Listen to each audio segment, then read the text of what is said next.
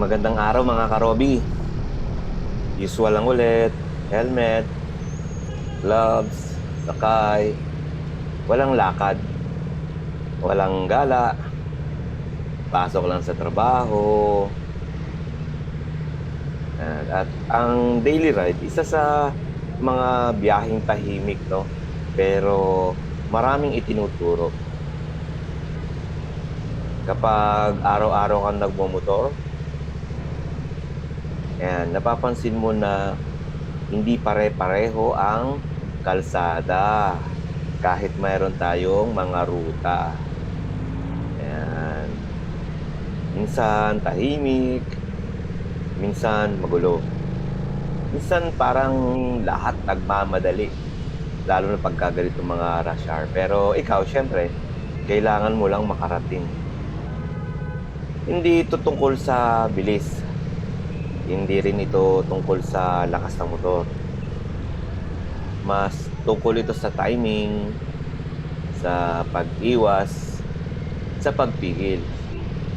Sa una, mapapansin mo lang, pero katagalan maintindihan mo na may mga bagay sa kalsada na hindi mo kontrolado at may mga bagay na kahit paulit-ulit mong makita, nandyan pa rin yan bukas mga karobi. Diyan pumapasok yung mga lesson na hindi itinuturo kahit saan. Halimbawa, may mga araw na kalahati ng lane wala na. Yan, hindi dahil may construction, kundi dahil may basura sa gilid. Ayan mga karobi, no? Yung sidewalk hindi na madaanan, yung isang lane, no, kinain na ng mga basura. No, walang eksena ng ano yan, walang confrontation. Pero ikaw ang mag-a-adjust. Diyan mo marirealize na hindi lang sasakyan ang iniiwasan mo araw-araw. Pati mga bagay na dapat sana wala na, pero nandyan pa rin. Daily riding doesn't complain, no? It adapts. Kailangan mong mag-adapt. Ganon din sa mga jeepney.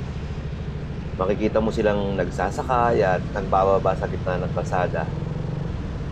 Minsan, may makapal pa na usok, no? Parang dugduban. Minsan, sakop na yung isang lane. So, umpisa, mainis ka talaga eh. Pero katagalan, mapapailing ka na lang. Hindi dahil tama sila mga karobi. Hindi dahil araw-araw. Naku, ganito ang eksena. At syempre, doon mo rin marirealize na hindi ikaw mag-aayos ng sistema. Kahit na gusto mong ayusin. Ang magagawa mo lang, umiwas at magpatuloy.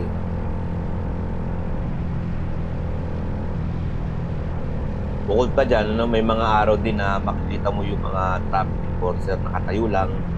Kahit sa harap niya ay may mga jeepney na nagsasakay o nagbababa. Kahit may no loading and unloading sign. Tahimik lang, walang huli, walang galaw.